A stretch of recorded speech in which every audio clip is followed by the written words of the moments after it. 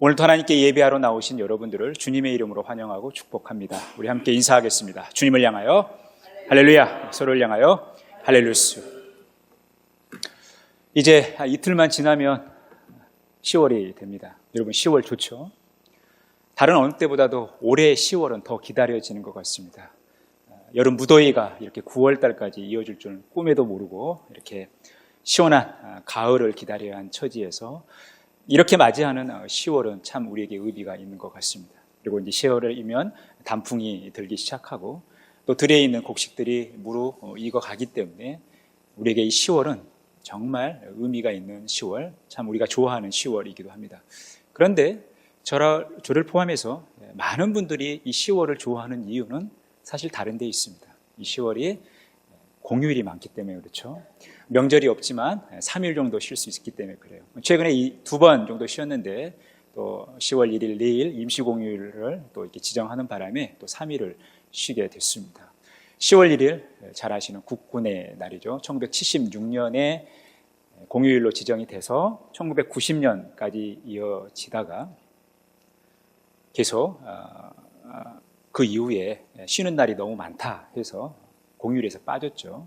10월 3일 개천절 1979년에 49년에 공휴일로 지정이 돼서 지금까지 계속 이어오고 있습니다. 10월 9일 한글날 1946년에 공휴일로 지정이 돼서 국군의 날과 마찬가지로 10월달 너무 쉬는 날이 많기 때문에 좀 안 되겠다 싶어서 1991년부터 공휴일이 사라졌다가 한글 하면 또 우리나라에 어떤 혼이 들어있는 또 정신과 같은 이 문자 아니겠습니까?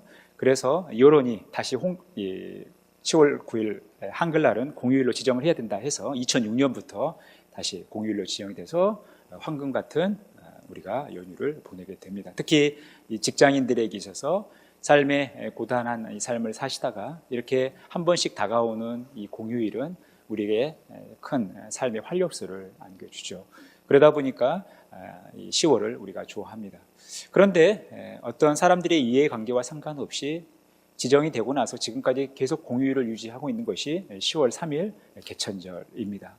개천절 말 그대로 하늘이 열렸다라는 것이죠. 하늘이 열린 날이다라는 의미에서 개천절을 주전 2333년에 단군이 우리나라를 처음 고조선을 세웠다고 해서 이날을 우리가 기념하면서 공휴일도 국경일로 정하면서 이렇게 우리가 보내고 있습니다. 이 하늘이 열렸다라는 것은 큰 두 가지 의미를 가지고 있어요. 하나는 새로운 시작이 되었다라는 의미와 함께 하늘과 연결이 되어 있다라는 의미를 가지고 있어요. 이것은 무엇인가를 시작할 때 있어 매우 중요한 정체성 또 근거를 갖게 하는 거죠. 우리나라가 이제 고조선이라는 나라가 세워질 때 이 고조선이라는 나라가 그냥 인간에 의해서 세워진 것이 아니라 이 나라는 하늘과 연결되어 있다는 의미를 부여하는 거예요. 그래서 단군 신화에 보면 환인이 등장하고 환운이 등장하고 또 호랑이가 등장하고 또 곰이 등장하고 거기에서 단군이 태어나는 거예요. 그래서 프로야구의 이 기아 타이거즈와 오비 베어스, 지금의 두산 베어스가 잠실에서 붙거나 광주에서 붙으면 이 매치를 어떤 매치라고 하냐면 단군 매치라고 그래요. 호랑이와 곰이 만났다고 해서 이런 표현들을 씁니다. 그러니까 우리나라는 굉장히 작은 거 하나에도 의미를 많이 부여하지 않습니까? 그래서 이런 신화들을 만들어내는 거예요. 비단 우리나라뿐만 아니라 이 신학자들, 대한민국을 너무너무나 사랑하는 기독교인들 중에서도 이 단군에 엄청난 의미를 부여해요. 여러분 성경에 보면 여호수아 이후에 이스라엘의 12지파 중에 한 지파인 단지파가 사라져버려요.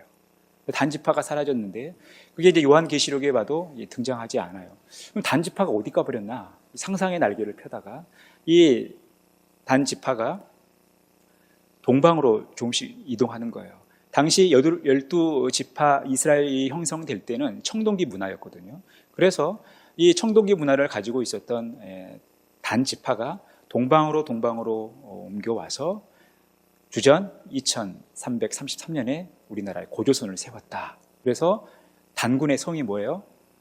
단이죠. 그래서 단지파 후예라고 이렇게 지어내는 거예요. 그러니까 참 의미를 많이 부여하죠. 우리 민족이 얼마나 영적으로도 특별한 민족인가 이것을 이렇게 강조하기 위해서 이런 말들을 만들어내는데 아무런 근거가 없습니다.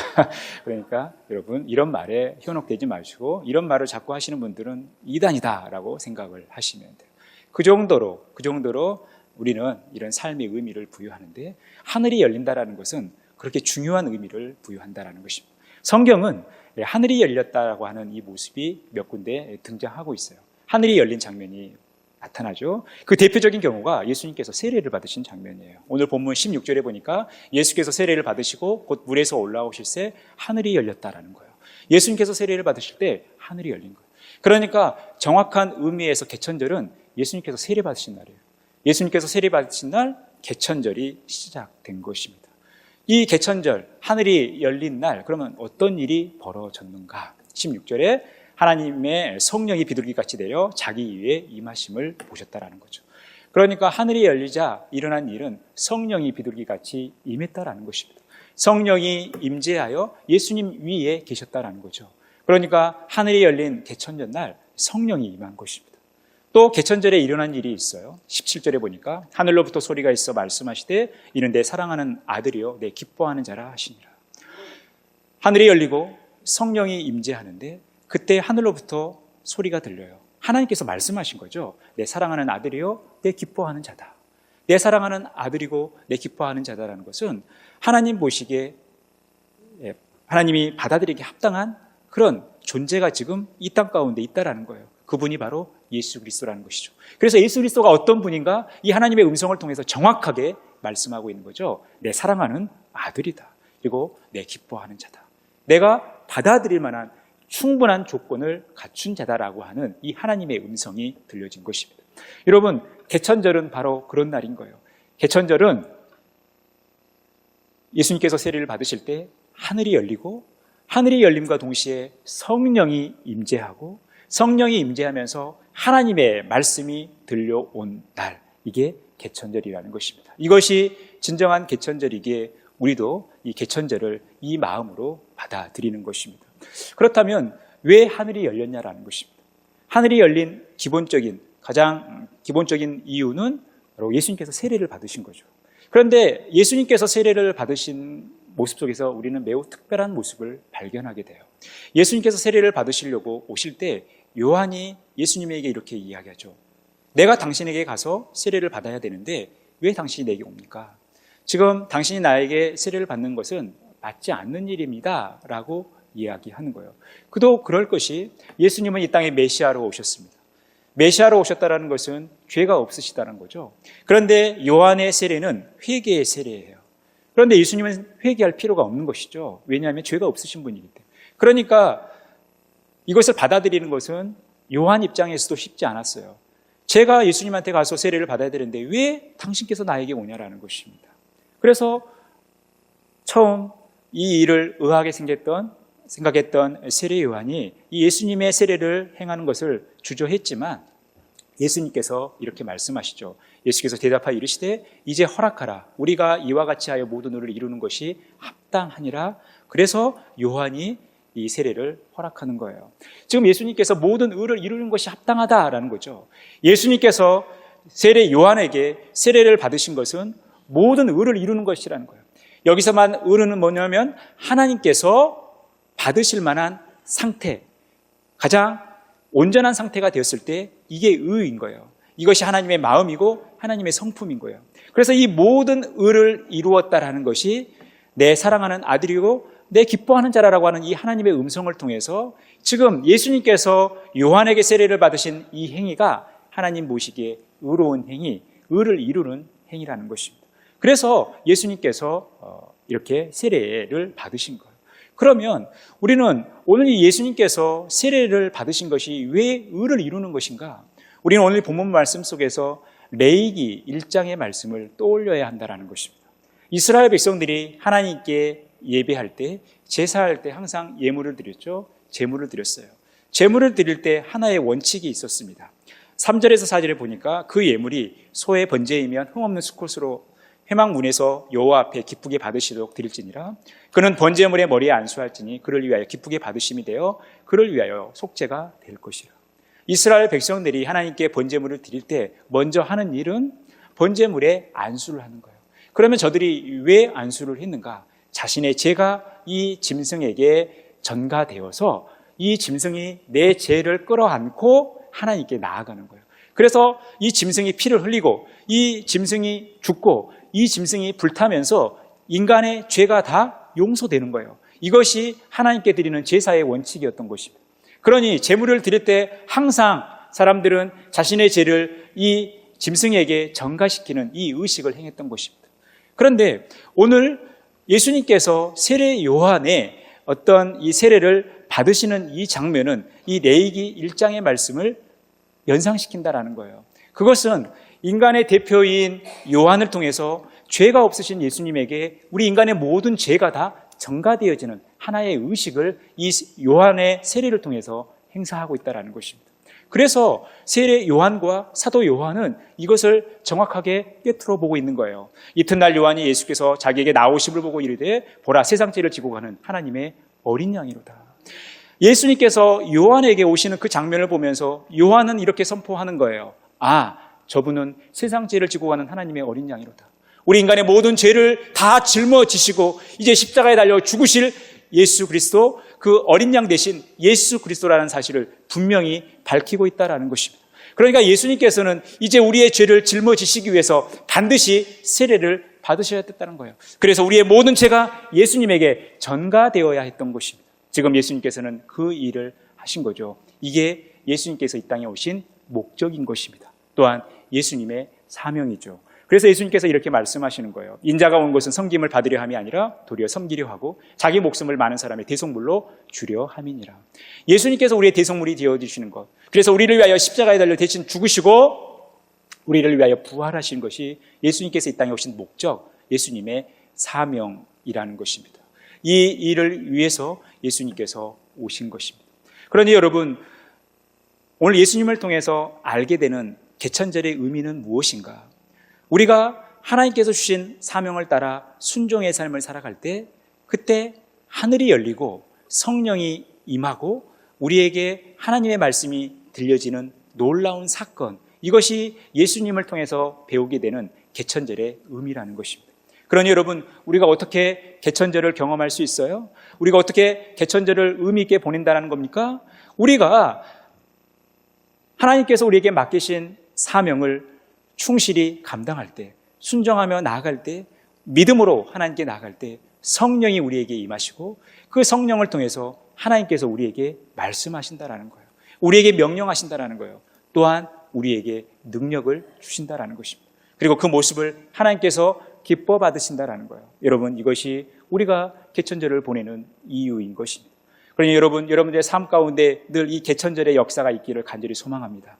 여러분들의 삶의 현장에 늘 하늘이 열리는 그런 놀라운 역사, 성령이 충만한 역사, 그리고 성령께서 함께 하시는 역사, 성령의 음성이 들려지는 역사, 성령의 권능이 임하는 그런 놀라운 역사 살아가시기를 간절히 바랍니다. 오늘 예배를 통해서 우리가 이 개천절을 경험하셔야 돼요. 우리가 예수님의 이름으로 예배하는 것입니다. 예수님의 이름으로 하나님께 찬양하고 예수님의 이름으로 하나님께 기도하는 것입니다.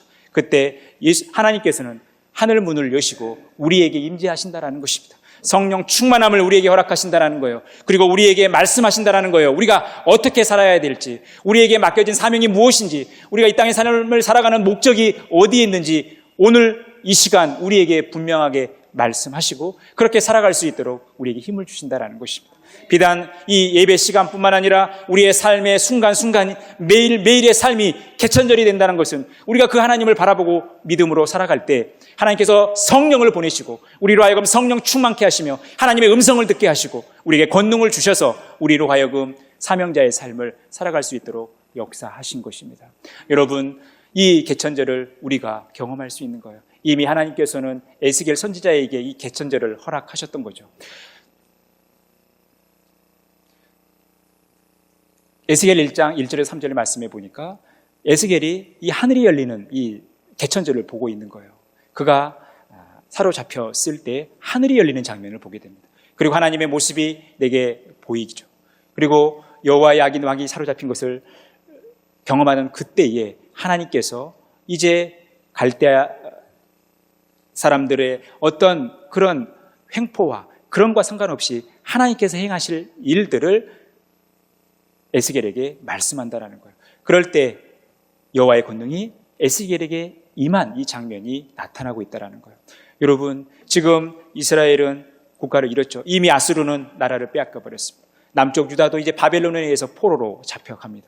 매우 절망적인 상황이었죠. 매우 절망적인 상황에 하나님께서는 에스겔에게 환상을 보여주시는데 하늘이 열리는 환상을 보여주시면서 그에게 이제 선포해야 할 하나님의 말씀을 들려주시고 그에게 권능을 주신다라는 거예요. 여러분, 이것이 사명자의 삶이라는 것입니다. 이런 사명자의 삶은 늘 하늘이 열리는 이 개천절을 경험한다라는 것입니다. 여러분, 에스겔 선지자뿐만이 아니라 이제 스데반도 이것을 경험하게 됩니다. 스데반이 하나님의 말씀을 증거하죠. 우리가 사도행전 7장에 보면 우리 신구약 전체를 다 이해할 만한 그런 이 설교가 이 스데반에 의해서 선포되어지는 거예요. 그때 스데반에서 어떤 일이 벌어지는가? 성령이 충만하여 하늘을 우러러 주목하게 될 때 하나님의 영광과 및 예수께서 하나님 우편에 서신 것을 보고 말하는 것을 보게 됩니다. 그러면서 하늘이 열리죠. 그리고 인자가 하나님 우편에 서신 것을 그가 보고 있다라는 거예요. 그러니까 그가 사명을 감당하고 있을 때 성령 충만하여 하늘이 열리는 이 개천절을 경험하고 있다라는 거예요. 바로 이 스데반의 삶은 사명자의 삶이고 주를 위한 헌신의 삶이었을 때 그때 개천절이 보여지는 그런 복된 삶을 살아가고 있다라는 거예요. 스데반뿐만 아니라 베드로에게도 하나님께서 개천절을 보여주십니다. 하늘이 열리고 한 그릇이 내려오는 것을 보니 큰 보자기 같고 내 길을 메어 땅에 들이웠더라. 이 장면이 어떤 장면입니까? 가이사랴에 살고 있는 백부장 고넬료에게 하나님은 베드로를 보내기를 원하셨던 거예요. 그런데 이방인에게 복음을 증거하는 것은 이 유대인들에게 있어서 매우 꺼림칙한 일이었던 거예요. 그래서 베드로도 굉장히 주저했던 거예요. 그런데 하나님께서 거룩하다 한 것을 네가 속되다 해서는 안 된다 하면서 이 환상을 설명해 주시죠. 누가요? 성령께서 설명을 해 주시는 거예요. 성령께서 그에게 말씀하시되 두 사람이 너를 찾으니 일어나 내려가 의심하지 말고 함께 가라. 내가 그들을 보내었느니라. 하나님께서 베드로에게 새로운 사명을 주시는 거예요. 지금까지는 복음을 유대인들에게만 증거했는데 이 복음은 유대인들만 듣는 것이 아니라 이방인도 들어야 된다. 그리고 너는 가서 이방인에게 복음을 증거해야 된다. 너의 그동안의 편견, 선입견을 깨고 이제 과감하게 이방인을 향해서 나가야 된다라고 하나님께서 새로운 사명을 베드로에게 주신 것입니다. 그 사명의 현장에 하늘이 열리는 그런 모습을 보여주고 있다라는 것입니다. 사도 요한도 이 하늘이 열리는 것을 보게 돼요. 성령에 이끌려 그가 하늘이 열린 것을 보게 됩니다. 거기에서 무엇을 보느냐? 백마와 그것을 탄 자가 있는데 그분이 누군가? 충신과 진실이라는 이름을 가진 예수 그리스도라는 거예요. 예수 그리스도께서 충신과 진실이라는 이름을 가지고 백마를 타고 공의로 세상을 심판하시는, 마귀를 심판하시는 그 장면을 보여주고 있다는 것입니다. 여러분, 하늘이 열릴 때 영적인 세계가 보이는 거예요. 여러분, 우리가 믿음의 길을 걸어간다는 것은 성령께서 우리에게 임재하시고 우리의 삶을 성령께서 인도하신다는 것이고 우리로 하여금 하늘이 열리면서 우리로 영적인 세계를 보게 하신다는 거예요. 예수님께서 우리를 위해서 하시는 일이 무엇인가? 하나님께서 지금 이 순간도 우리를 위해서 하시는 일이 무엇인가를 보여주고 있다는 것입니다. 그러니 믿음의 삶이 매우 중요한 것이죠. 요한복음 1장에 보면 이제 바돌로메라고 불려지는 이 나다나엘을 예수님께서 만나는데 그가 처음에는 예수님을 알아보지 못했어요. 어떻게 이 선지자가 이곳에서 날 수 있느냐라는 이 의심을 가졌죠. 그런데 예수님께서 야, 네가 무화과 나무 밑에 있을 때 나는 이미 너를 봤다라고 하는 이 예수님의 말씀에 깜짝 놀라서 그가 신앙 고백을 하는 거예요. 하나님의 아들이십니다. 당신은 이스라엘의 왕입니다라는 이 신앙 고백을 해요.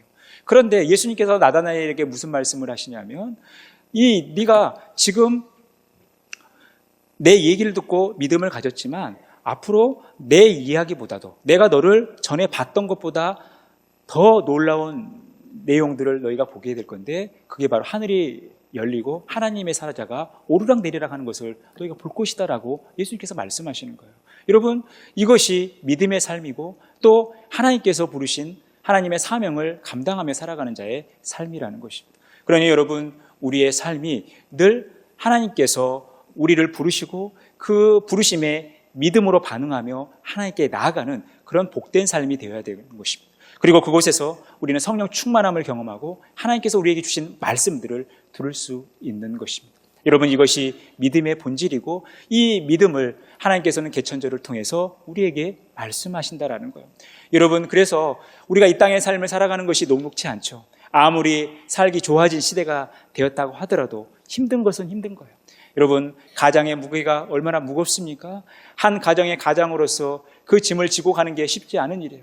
여러분, 우리가 하고 싶은 일이 많이 있지만 많이 힘들 때가 많이 있죠. 내가 원하는 일을 다 이루지 못할 때가 많이 있어요. 다른 사람과의 이 인간관계가 너무나 힘들 때가 있어요. 나를 속이고 나에게 사기를 치고 나를 위협하는 많은 사람들을 우리가 만나게 됩니다. 때로는 우리의 삶이 앞뒤 사방이 다 막혀 있다라고 생각되어질 때가 있어요. 긴 고난의 터널을 지나간다 생각할 수 있어요. 인생에 어떤 벼락을 만날 때가 있다라는 것입니다. 그런데 여러분, 우리가 반드시 기억해야 할 것은 우리가 아무리 앞뒤 좌우가 막혀 있다 하더라도 하늘은 뚫려 있다라는 거예요. 하늘은 열려 있다라는 거예요. 하나님께서 하늘 문을 여시고 우리에게 찾아오신다라는 거예요. 그러니 여러분, 우리 힘으로는 절대 하늘로 올라갈 수가 없죠. 하나님께서 우리에게 오셨을 때 우리는 하나님을 경험할 수 있는 것입니다. 여러분, 이것이 믿음을 통해서 하나님과 연결된 삶이에요. 그래서 여러분, 우리가 무엇인가를 시작하는 것은 매우 중요하지만 어떻게 시작하느냐가 중요한 거예요. 여러분, 하늘이 열린다는 것은 무엇인가를 시작하는 것을 의미하지만 그 시작이 하늘과 연결되어야 된다는 거죠. 우리가 무엇인가를 시작하고 우리가 무엇인가를 해가는 데 있어서 매우 중요한 것은 우리가 하나님과 연결되어 있냐라는 것입니다. 우리가 하나님의 능력을 공급받고 그 권능으로 살아가고 있냐라는 거예요. 여러분, 이것을 점검하셔야 돼요. 우리가 먹든지 마시든지 무엇을 하든지 다 하나님의 영광을 위하여 하기 위해선 우리의 이 시작이 하나님과 연결되어 시작하고 있는지 이것을 우리는 늘 점검하셔야 돼요. 예수님의 공생의 시작은 세례를 받으시면서 시작됐습니다. 세례를 받으시면서 예수님의 공생애가 시작되었어요. 예수님께서 가셔야 할 길을 걸어가신 거예요. 그런데 그 시작은 바로 개천절이었다는 것입니다. 하늘이 열리고 성령이 임하고 하나님의 말씀이 임하고 하나님의 권능이 임하여 예수님은 능히 우리를 위하여 십자가의 길, 고난의 길, 구원의 길을 걸어가셨던 거예요. 그러니 예수님을 따르는 우리의 삶도 마찬가지입니다. 이 원리가 적용이 되어지는 거예요. 우리가 무엇인가를 하기 위해서, 우리가 하나님께서 맡기신 사명을 감당하기 위해서, 우리가 이 땅에 살아가는 삶의 목적을 따라 온전히 살아가기 위해선 우리는 개천절을 경험하셔야 된다는 거예요. 하늘이 열리는 것을 경험하셔야 된다는 거예요. 주 성령이 우리에게 임재하셔서 우리에게 말씀을 주시고 우리에게 능력을 주시는 이 놀라운 일을 우리가 경험하셔야 돼요. 그럴 때 우리가 귀하게 쓰임받는 복된 삶을 살아가시는 겁니다. 여러분, 예수님께서는 우리 앞서 그 일을 걸어가십니다.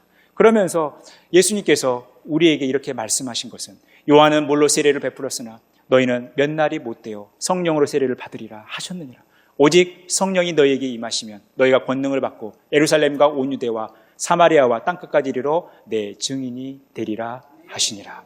예수님은 죄가 없으셨기 때문에 세례를 받으실 필요가 없었지만 그 사명을 위해서 물로 요한에게 세례를 받으셨어요. 그런데 우리는 그 요한의 세례를 받을 수가 없죠. 요한은 이미 죽었고 또한 요한의 세례를 받을 필요가 없습니다. 왜냐하면 우리는 성령으로 세례를 받기 때문에 그래요. 우리가 성령으로 세례를 받는다는 것은 성령이 우리에게 임한다는 거예요. 그래서 우리가 예수 믿고 성령을 우리가 세례를 받는다는 것은 우리 안에 성령이 오시는 것을 의미하는 거예요. 성령이 오실 때 주님의 말씀이 우리에게 임하게 되고 주님의 권능이 우리에게 임하게 되는 거예요. 그래서 우리는 마땅히 주님의 증인의 삶을 살아갈 수 있는 것입니다. 여러분, 이것이 우리 그리스도인의 삶이라는 것입니다. 사랑하는 성도 여러분, 여러분들은 하나님께서 우리에게 허락하신 개천절을 경험하고 계십니까? 여러분들의 그 믿음의 여정 속에서 하늘이 열리며 하나님께서 살아계시고 우리 삶 가운데 역사하시는 이 일들을 바라보고 계십니까? 여러분, 개천절을 보내면서 성령이 충만하여 하나님의 말씀을 여러분 받고 그 말씀에 순종하는 삶을 살아가고 계십니까? 여러분, 우리가 하나님 말씀에 순종하는 삶을 살아갈 때 우리 힘으로 살아가는 것이 아니라 성령이 우리에게 능력을 주셔서 그 성령의 힘으로 그 삶을 살아가고 계십니까? 여러분, 우리가 이것들을 점검하시면서 이 시대를 살아가는 우리들이 이제 하나님께서 우리에게 허락하신 이 개천절의 의미를 되새기면서 우리의 삶 가운데 늘 성령 충만하고 하나님의 말씀을 듣고 하나님의 말씀을 통하여 우리가 하나님께서 맡기신 사명을 감당하고 순종하는 삶을 통해서 날마다 주님의 증인된 삶을 살아가는 그런 복된 삶 살아가시기를 간절히 축원합니다.